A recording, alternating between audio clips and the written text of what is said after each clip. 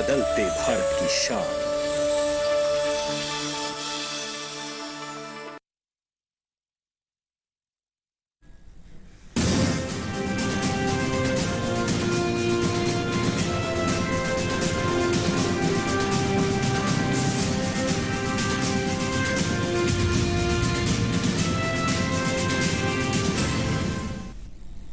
नमस्कार, किसान समाचार में आप सभी का स्वागत है। सबसे पहले मुख्य समाचार।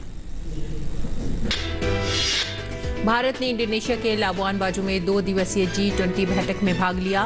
बैठक में भारत के G20 शेरपा अमिताभ कांत ने छोटे और सीमांत किसानों के हितों की रक्षा और उन्हें प्रोत्साहित करने की आवश्यकता पर दिया जोर। कहा, खाद्य और ऊर्जा चुनौतियों पर ध्यान देने की जरूरत। देश के कई हिस्सों में बारिश और बाढ़ का कहर जारी। गुजरात, महाराष्ट्र, तेलंगाना और मध्य प्रदेश समेत कई राज्यों में लाखों की संख्या में लोग प्रभावित। महाराष्ट्र के मुख्यमंत्री ने गढ़चिरौली में बाढ़ की स्थिति का किया निरीक्षण। वहीं असम में बाढ़ की स्थिति में सुधार जारी।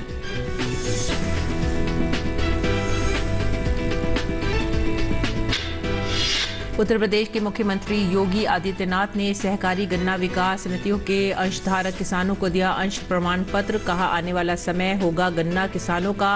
हर चीनी मिल की क्षमता का विस्तार करना, नई चीनी मिलों को लगाना और PPP मॉडल पर भी हो रहा है काम।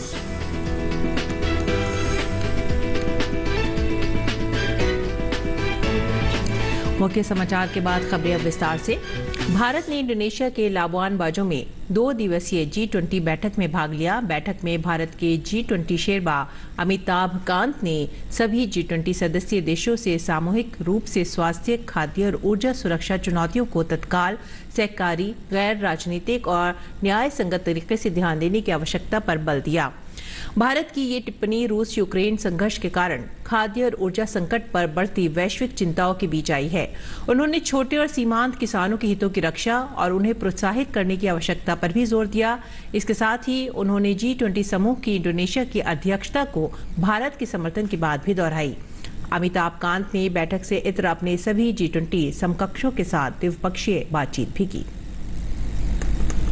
और उत्तर प्रदेश के मुख्यमंत्री योगी आदित्यनाथ ने सहकारी गन्ना विकास समितियों एवं सहकारी चीनी मिल समितियों के 50,10,000 अंशधारक कृषकों को अंश प्रमाण पत्र वितरण किया।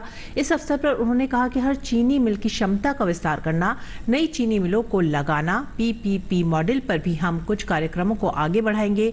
आने वाला समय गन्ना किसानों का होगा। चीनी मिलों के पुनरुद्धार की कार्रवाई की हम सब जानते हैं। चौधरी चरण सिंह जी किसानों के मसीहा कहे जाते हैं। चौधरी चरण सिंह जी की कर्म भूमि की चीनी मिल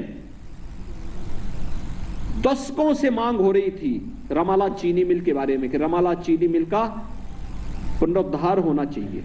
कोई नहीं किया।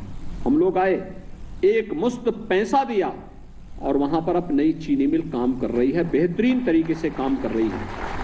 मुंडेरवा में पिछली सरकारों के समय अन्नदाता किसानों पर गोलियां चलती थी, किसान मारे गए थे। हमने एक मुश्त पैसा दिया और चीनी मिल तो लग गई है। चीनी मिल के साथ साथ वहां डिस्टिलरी लगाने की कार्रवाई हो रही है, फाइन शुगर बनेगी, कोजन प्लांट लगेगा, इथेनॉल उत्पादन का कार्यक्रम आगे बढ़ रहा है। यानी ये सभी कार्यक्रम अब तो एक कॉम्प्लेक्स बनेगा।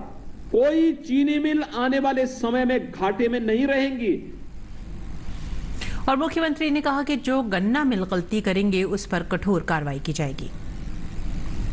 चीनी मिल कोई व्यक्ति चला रहा है और चीनी मिल बनाने के बाद वह चीनी मिल का पैसा अपने किसी अन्य उद्योग में लगाया है और आज वह चीनी मिल कमजोर होने के कारण गन्ना मूल्य का भुगतान नहीं हो रहा, तो हम उसके दूसरे उद्योग का पैसा भी इधर डाइवर्ट कर सकते हैं। इसके लिए हम लोगों ने बाकायदा कानून भी राज्य में बना दिया है, जिससे गन्ना किसान हमारा भाई किसी प्रकार का किसान बंधुगण किसी भी प्रकार से उन्हें परेशानी न हो। और सरकार लगातार इस दिशा में प्रयास कर रही है, इस कार्यक्रम को आगे बढ़ाने का कार्य कर रही है।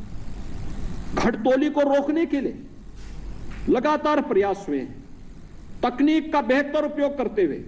और हमें तो व्यवस्था देनी चाहिए कि समितियों के साथ साथ चीनी मिलों के अंदर भी हम उसको CCTV कैमरे के माध्यम से उसको पूरा जोड़ें। और यहां से जैसे हम लोगों ने कोटेदार के यहां व्यवस्था की, EPOS मशीन भी दी, आज हमने वीडियो वॉल से उसको यहाँ जोड़ दिया है। अगर ई पॉस मशीन में कहीं भी कोई गड़बड़ करेगा तो यहाँ लखनऊ में बता देगा वो हमें कि यहाँ फलाने कोटे की दुकान में गड़बड़ी हो रही है।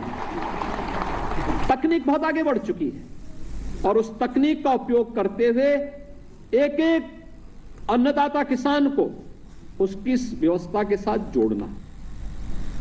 योगी आदित्यनाथ ने कहा कि जो चीनी मिल जर्जर हालत में है उसको पुनर्जीवित करने का काम भी किया जाएगा। लगभग 10 चीनी मिलों को केंद्र में रख करके भी हम लोग उसको नए उनके पुनरुद्धार के पैकेज को लेकर के आ रहे हैं। अगले 1-2 वर्षों के अंदर हम इन सभी के कार्यक्रम को आगे बढ़ाएंगे और फिर फेज वाइज हर चीनी मिल की क्षमता विस्तार करना, जर्जर चीनी मिलों के स्थान पर नई चीनी मिलों को लगाना, पीपीपी मॉडल पर भी हम लोग कुछ कार्यक्रमों को आगे बढ़ाने का कार्यक्रम करेंगे। और मैं विश्वास के साथ कह सकता हूं कि आने वाला समय अब इस आशंका से ग्रसित होने की आवश्यकता नहीं कि चीनी मिल बंद होगी। नहीं, आने वाला समय हमारे गन्ना किसानों का होगा। गन्ना किसान अपनी प्रगति और खुशहाली को अपनी आंखों के सामने देख पाएंगे। उन्होंने कहा कि अब गन्ना किसान सिर्फ अन्नदाता ही नहीं, ऊर्जादाता भी बनेगा। भारत सरकार ने जो निर्णय लिया इथेनॉल ब्लेंडिंग का कि हम पेट्रोल और डीजल में भी पहले 10% था 20% तक यह बना सकते हैं। अब हमारे यानी जो पैसा भारत का पैसा था जो पहले पेट्रो डॉलर के रूप में दुनिया के कुछ देशों में जाता था जिसका दुरुपयोग भी होता था हमारे खिलाफ ही, अब ये पैसा उन देशों को न जाकर के हमारे अन्नदाता किसान की जेब में जाएगा तो उसका बच्चा खुशहाल होगा, उसका घर खुशहाल होगा। और इथेनॉल उत्पादन का रिकॉर्ड भी हमारी चीनी मिलों ने बनाया है और इसका श्रेय भी आप सभी किसान बंधुओं को ही प्राप्त होता है, क्योंकि गन्ना आपके यहां से गया, इथेनॉल वहां से उन्हें प्राप्त हुआ और इथेनॉल के माध्यम से आज हम ग्रीन ईंधन भी देने का काम कर रहे हैं। अगली खबर महाराष्ट्र से। महाराष्ट्र में कई दिनों से हो रही मूसलाधार बारिश की वजह से राज्य में अब तक 83 लोगों की मौत हो गई है। मुंबई में आज सुबह से हो रही भारी बारिश से कई इलाकों में जलभराव हो गया है। मौसम विज्ञान विभाग ने आगामी 2 दिनों तक मुंबई सहित 7 जिलों में रेड अलर्ट तथा 5 जिलों में ऑरेंज अलर्ट जारी किया है। राज्य आपदा प्रबंधन प्राधिकरण के अनुसार महाराष्ट्र में 1 जून से कल तक बारिश से हुए हादसों में अब तक 83 लोगों की मौत हो चुकी है। नासिक जिले में लगातार भारी बारिश होने से कई नदियों का जलस्तर बढ़ गया है और गोदावरी नदी के तट पर स्थित कई मंदिर जलमग्न हो गए हैं। भारत मौसम विज्ञान विभाग ने नासिक जिले के लिए 14 जुलाई तक 24 घंटों में 20 सेंटीमीटर से अधिक बारिश होने का पूर्वानुमान जताया है। पुणे और गढ़चिरौली जिले में भी पिछले कुछ दिनों से मूसलाधार बारिश हो रही है। जलस्तर बढ़ने के साथ मथुआ नदी में 1000 क्यूसेक पानी छोड़ा जाएगा। इस बीच तेलंगाना में बारिश की वजह से गोदावरी और उसकी सहायक नदियों का जलस्तर भी बढ़ गया है। उत्तर और पूर्वी तेलंगाना में भारी वर्षा मध्य तेलंगाना की ओर बढ़ रही है।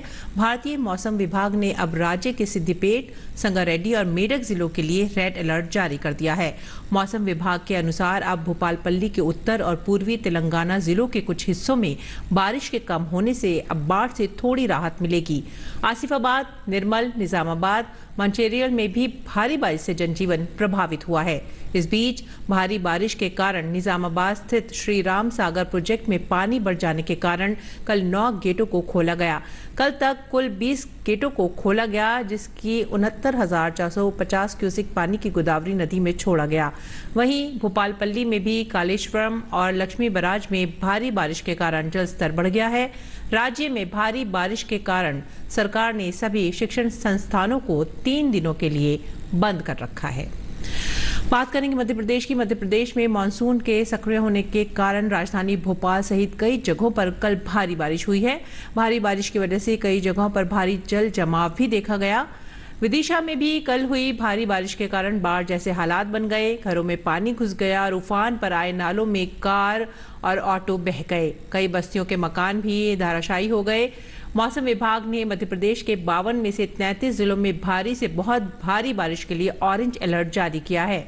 जबकि लगातार बारिश के बीच आकाशीय बिजली गिरने से पिछले 24 घंटों में 7 लोगों की जान चली गई। राजस्व विभाग ने एक अधिकारी ने कहा है कि कल दोपहर 2:30 बजे समाप्त 24 घंटे की अवधि में अलग अलग स्थानों पर बिजली गिरने से 7 लोगों की मौत हो गई है, जिससे 1 जून से अब तक राज्य भर में ऐसी घटनाओं से मरने वालों की संख्या 60 हो गई है। देश के उत्तर पूर्वी हिस्सों के बाद अब भारी बारिश गुजरात, महाराष्ट्र, मध्य प्रदेश और तेलंगाना में अपना कहर बरपा रही है। अहमदाबाद समेत दक्षिण और मध्य गुजरात के कई भागों में पिछले 24 घंटे की भारी बारिश ने बाढ़ जैसी स्थिति पैदा कर दी है। वहां से करीब 6000 लोगों को सुरक्षित स्थानों पर पहुंचाया गया है। भारी बारिश की वजह से नेशनल हाईवे समेत 388 रास्ते बंद हो गए हैं। जलस्तर बढ़ने की वजह से 13 बांधों को हाई अलर्ट पर रखा गया है। मौसम विभाग ने अगले 5 दिनों के दौरान डांग, नवसारी, वलसाड, तापी और सूरत में भारी से बहुत भारी बारिश की चेतावनी जारी की है। गुजरात में आकाशीय बिजली गिरने, डूबने, दीवार गिरने जैसी बारिश जनित घटनाओं में 1 जून से अब तक 63 लोगों की मौत हो गई है। केरल की बात करेंगे। मौसम विभाग ने केरल में अगले 5 दिनों तक भारी बारिश का अनुमान जताया है। मछुआरों को मंगलवार से शुक्रवार तक समुद्र में न जाने की सलाह दी गई है। मौसम विभाग के अनुसार केरल तट पर 45 से 55 किलोमीटर तक तेज हवा चलने का अनुमान है। इस बीच इडुक्की के पेटीमुदी इलाके में भारी बारिश के कारण बाढ़ की स्थिति पैदा हो गई है, जिस कारण आम जनजीवन प्रभावित हुआ है। रुख करेंगे असम का। असम में अधिकांश नदियों का जलस्तर स्थिर रहने के कारण कल बाढ़ की स्थिति में और भी सुधार हुआ है। राज्य के 12 जिलों में 3,79,000 से अधिक लोग अब भी बाढ़ से प्रभावित हैं और 5,431 हेक्टेयर कृषि भूमि अभी भी पानी में डूबी हुई है। कुछ जिलों में कटाव से नुकसान की खबर आई है। असम में बाढ़ और भूस्खलन से अब तक 192 लोग अपनी जान गंवा चुके हैं। बाढ़ के कारण अभी लगभग 21,000 लोग 95 राहत शिविरों और केंद्रों में शरण ले रखे हैं। प्रशासन बाढ़ से प्रभावित आबादी को राहत सहायता प्रदान करने के साथ साथ पुनर्वास उद्देश्यों के लिए क्षति के आकलन की दिशा में काम कर रहा है। साथ ही लोगों को स्वास्थ्य सुविधाएं प्रदान करने के लिए चिकित्सा शिविरों का आयोजन भी किया जा रहा है।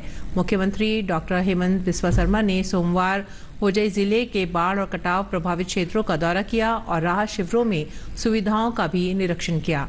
मुख्यमंत्री ने जनता को आश्वासन दिया कि कटाव रोकने के लिए सभी आवश्यक कदम उठाए जाएंगे। बाद में समीक्षा बैठक में मुख्यमंत्री हेमंत बिस्वा शर्मा ने पीडब्ल्यूडी अधिकारियों को क्षतिग्रस्त सड़कों पर तुरंत रिपोर्ट देने के निर्देश दिए ताकि जल्द ही मरम्मत का काम शुरू किया जा सके। मुख्यमंत्री ने कृषि विभाग को प्रभावित किसानों को प्राथमिकता के आधार पर धान की रोपाई करने के भी निर्देश जारी किए। गुवाहाटी स्थित क्षेत्रीय मौसम विज्ञान केंद्र ने राज्य में अगले कुछ दिनों में बिजली गिरने और भारी बारिश की भविष्यवाणी की है। देश में जहां एक तरफ बाढ़ से हाहाकार मचा हुआ है, तो वहीं देश के कई इलाकों में बारिश न होने से भी हालात खराब होते दिखाई दे रहे हैं। उत्तर प्रदेश अलीगढ़ में भी बारिश न होने से धान के किसान मायूस नजर आ रहे हैं। किसानों का कहना है कि धान की बुआई का वक्त है, लेकिन प्रॉपर लाइट और बारिश न होने की वजह से डीजल इंजन से ट्यूबवेल चलाकर धान की बुआई कर रहे हैं, जो काफी महंगी साबित हो रही है। अगर आगे मानसून की खेती के हिसाब से बारिश नहीं हुई तो इस बार धान की फसल काफी महंगी साबित होगी, जिससे किसानों को काफी नुकसान होने की उम्मीद है। मौसम को देखते हुए धान की फसल अब की बार लग रही है थोड़ा सा हल्का ही रहेगा। किसान के लिए इसमें ज्यादा फायदा नहीं है, नुकसान की संभावना है। बारिश हो रही नहीं है, डीजल का रेट बहुत तेज है, इंजन वगैरह बोरिंग ट्यूबवेल पानी कम दे रहे हैं, लाइट की कटौती है, लाइट टाइम से नहीं मिलती है, नहर वाली जो सिंचाई है वो नहर की सिंचाई नहीं हो पा रही है, कम है नहर में पानी, सूखा के चांस लग रहे हैं। पर देखो अब कोशिश कर रहे हैं, किसान अपनी मेहनत कर रहे हैं, जो भी संभावना है अपना पैसा खर्चा कर रहे हैं। आज तक यहाँ पे एक दिन के लिए बारिश हुई थी, वो भी 1-1.5 घंटे के लिए, लेकिन आज तक बारिश नहीं हुई और नहर के द्वारा जो सिंचाई की जाती है, नहर में पानी नहीं है। किसान इतना मजबूर हो गया है कि यहाँ पे जो ट्यूबवेल से सिंचाई कर रहा है, और ट्यूबवेल का जो खर्चा आता है 1 बीघा खेत बनने के लिए 400 रुपए करीब यहाँ पे खर्चा आता है। और 400 रुपए अगर इसका अंदाजा लगाया जाए 7-8 बार फसल में पानी लगाया जाएगा, 3200 रुपए के करीब इसका खर्चा बैठता है। और 3200 रुपए प्लस धान के और मजदूर लगाए जाते हैं, इस बार खर्चा निकलना बहुत ही मुश्किल हो जाएगा। अब के मालूम होता है कि धान की फसल तो थोड़ी डाउन ही रहेगी, क्योंकि बारिश नहीं है, नहर की नाली नहीं छिली है, नहर से सिंचाई नहीं हो पा रही है, ट्यूबवेल नहीं चल रही है क्योंकि बिजली की कटौती हो रही है, बिजली पूरी नहीं आ रही है। 400 रुपये बीघा का कम से कम एक बार धान में पानी का खर्चा आ रहा है। अब कोशिश तो पूरी कर रहे हैं, क्या करें, लागत तो जैसे लगाते हैं उसी हिसाब से लगा रहे हैं। अब देखते हैं क्या होता है आगे। अगर बारिश नहीं हुई तो बहुत घाटा जाएगा किसान को।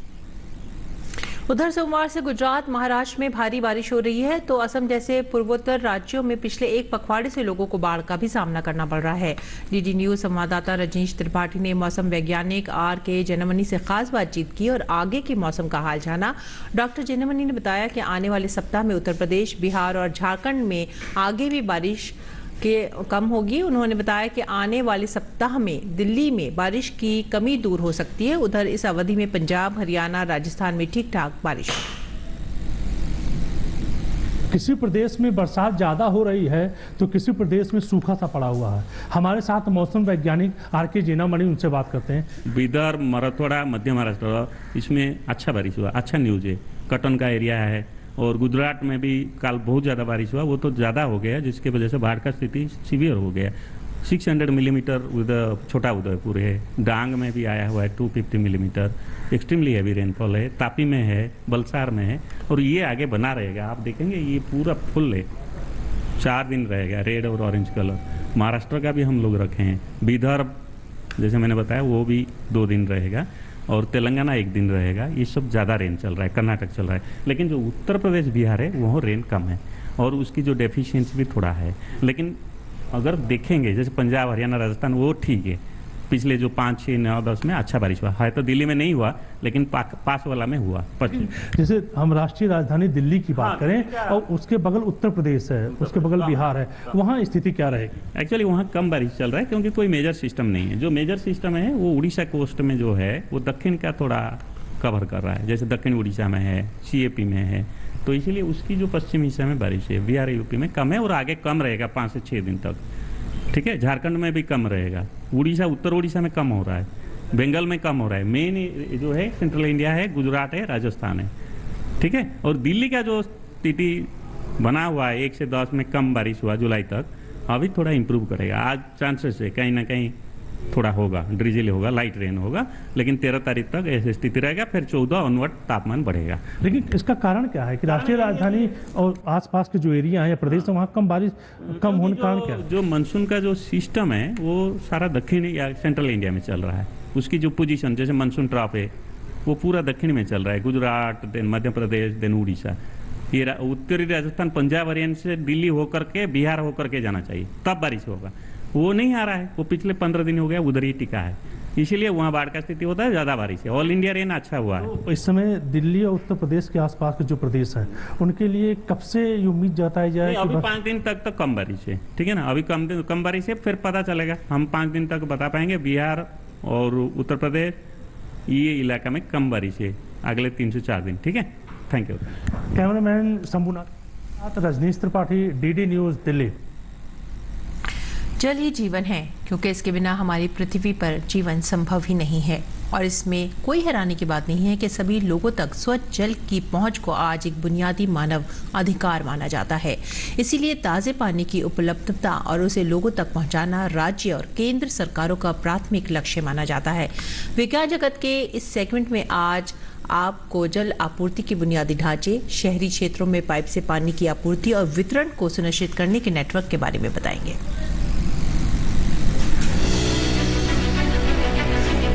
जल ही जीवन का अमृत है, क्योंकि इसके बिना हमारी पृथ्वी पर जीवन संभव नहीं है। और इसमें कोई हैरानी की बात नहीं है कि सभी लोगों तक स्वच्छ जल की पहुंच को आज एक बुनियादी मानव अधिकार माना जाता है। इसलिए ताजे पानी की उपलब्धता और उसे लोगों तक पहुंचाना राज्य और केंद्र सरकारों का प्राथमिक लक्ष्य माना जाता है। जनसंख्या वृद्धि, शहरीकरण और सामाजिक आर्थिक विकास की वजह से 2050 तक शहरी, औद्योगिक और घरेलू पानी की मांग में 50 से 80% की वृद्धि होने की उम्मीद है। जबकि शहरी क्षेत्र जलवायु परिवर्तन और जनसंख्या के तेजी से बढ़ने के कारण पानी की कमी से जूझ रहे हैं। शहरी विकास के पैटर्न के हिसाब से शहरी क्षेत्रों में पाइप से पानी की आपूर्ति और वितरण को सुनिश्चित करने और वितरण नेटवर्क के दौरान कम से कम पानी की बर्बादी सुनिश्चित करना अधिकारियों और नगर निगमों के लिए एक गंभीर चुनौती है। एक अनुमान है कि 90% शहरी भारत के पास पाइप या पानी के टैंकरों के माध्यम से पानी पहुंच रहा है। लेकिन बाकी दुनिया की तरह भारत के शहरी जल वितरण में भी पानी की आपूर्ति के दौरान पानी बर्बाद होता है। इसमें रिसाव और टूट फूट के कारण बड़ी चुनौतियां सामने आती हैं, जैसे कि काफी सारा पानी दूषित और बर्बाद होता है। भारत की लगभग 40% आबादी फिलहाल शहरों में रह रही है और 2050 तक इसके 60% से ज्यादा होने की उम्मीद है। 31% शहरी घरों में या तो पाइप के जरिए पानी की पहुंच नहीं है या उन्हें दूषित पानी मिलता है। कई शहरों में मौजूदा जल आपूर्ति और वितरण का बुनियादी ढांचा काफी पुराना है और अब इसमें बदलाव की जरूरत है।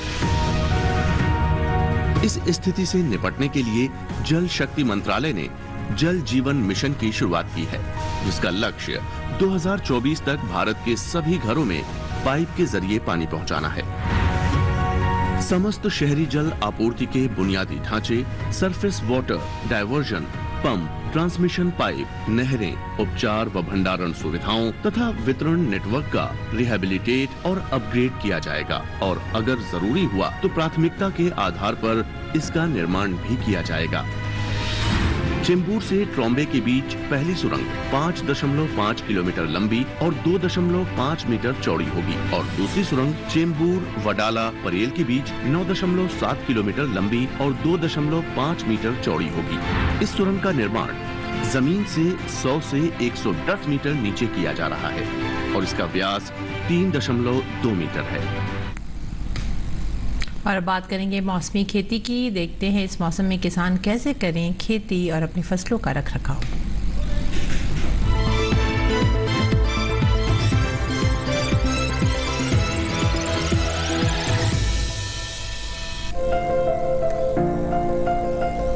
जम्मू और कश्मीर के उपोष्ण कटिबंधीय हिस्सों में मक्का और तिल की बुआई कर लें। यहाँ टमाटर, बैंगन और मिर्च की रोपाई की जा सकती है। वहीं यहाँ के मध्यवर्ती इलाकों में किसान धान की रोपाई जारी रखें, लेकिन मक्का की बुआई फिलहाल टाल दें। हिमाचल प्रदेश के मध्यवर्ती पहाड़ी इलाकों में बैंगन की पकी फसल की तोड़ाई कर लें। उत्तराखंड के पहाड़ी इलाकों में धान की रोपाई भी इस समय की जा सकती है।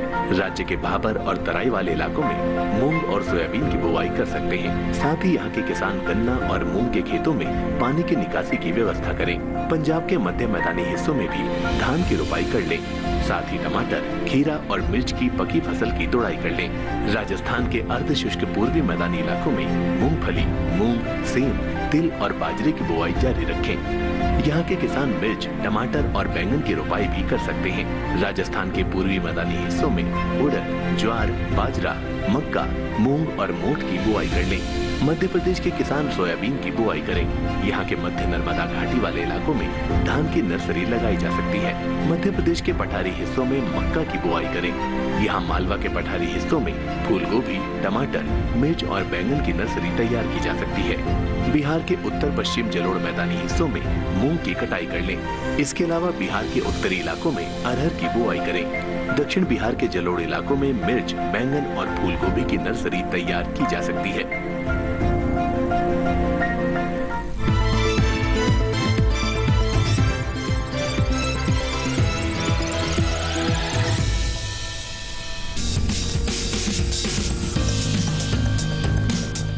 इसे तोरई, तोरी और घिवरा तीनों कहते हैं।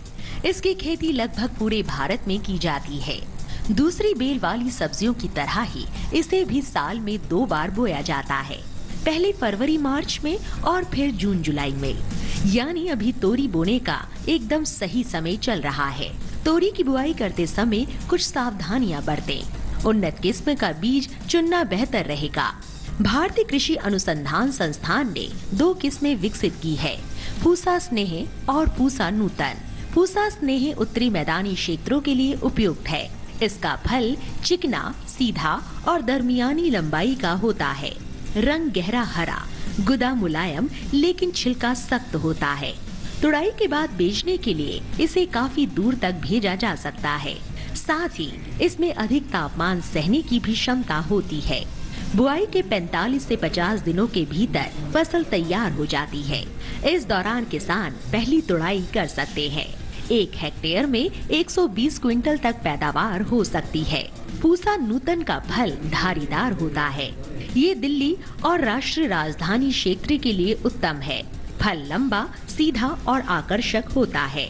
फलों का रंग हरा और औसत वजन 105 ग्राम होता है। इसका भी गुदा मुलायम होता है।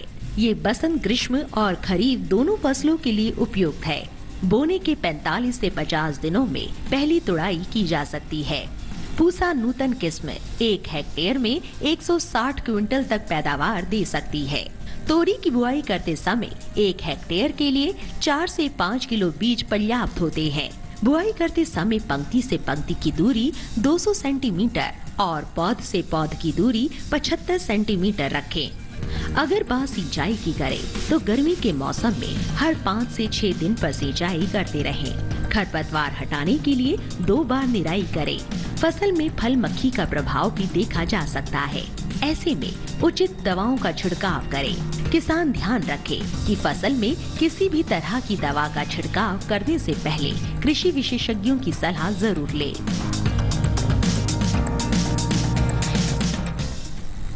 और अब खास खबर। शिवसेना ने एनडीए गठबंधन की राष्ट्रपति पद की उम्मीदवार द्रौपदी मुर्मू को समर्थन के संकेत दिए हैं। शिवसेना नेता संजय राउत ने कहा कि सांसदों के साथ में राष्ट्रपति उम्मीदवार द्रौपदी मुर्मू की उम्मीदवारी को लेकर चर्चा हुई। राउत ने कहा कि उद्धव ठाकरे इस संबंध में 1-2 दिनों में अंतिम फैसला लेंगे। राष्ट्रीय जनतांत्रिक गठबंधन की राष्ट्रपति पद की उम्मीदवार द्रौपदी मुर्मू ने आज कोलकाता में भाजपा विधायकों के साथ जेडब्ल्यू मैरिट होटल में बैठक की। जम्मू कश्मीर में कड़ी सुरक्षा के बीच अमरनाथ यात्रा के लिए आज एक नया जत्था जम्मू के भगवती नगर आधार शिविर से रवाना हुआ। 7107 तीर्थ यात्रियों का ये जत्था दक्षिण कश्मीर जिले के नुनवान, पहलगाम और मध्य कश्मीर जिले के गांदरबल के बालटल के आधार शिविरों के लिए रवाना हुआ। इनमें से 5158 पहलगाम जा रहे हैं, जबकि 1949 बालटल जा रहे हैं। बेंगलुरु में नागरिकों, उद्यमियों और सरकार के सुशासन के करीब लाने पर एक क्षेत्रीय सम्मेलन को संबोधित करते हुए केंद्रीय मंत्री डॉक्टर जितेंद्र सिंह ने कहा कि जब तक समाज के सभी वर्ग इसमें शामिल नहीं होंगे तब तक सुशासन की अवधारणा को जमीन पर लागू नहीं किया जा सकता। और इसी के साथ ही हमें दीजिए आज्ञा। नमस्कार।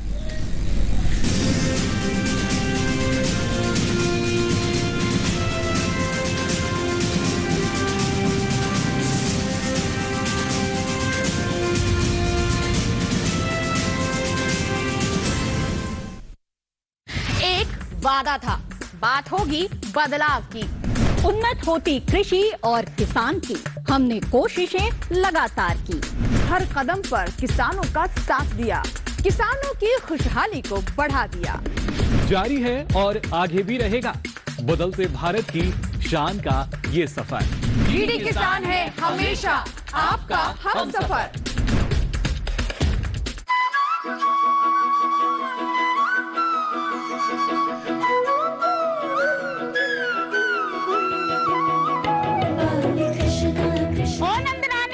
तुम्हारे माखन चोर ने और उसकी टोली ने सारा आतंक मना कर रखा है। भैया, तुम्हें मुझसे अधिक गोपियों पर विश्वास है? माखन की मटकी में ज्ञान का सागर। देखिए बाल कृष्ण सोमवार से शुक्रवार रात 9 बजे सिर्फ डीडी नेशनल पर।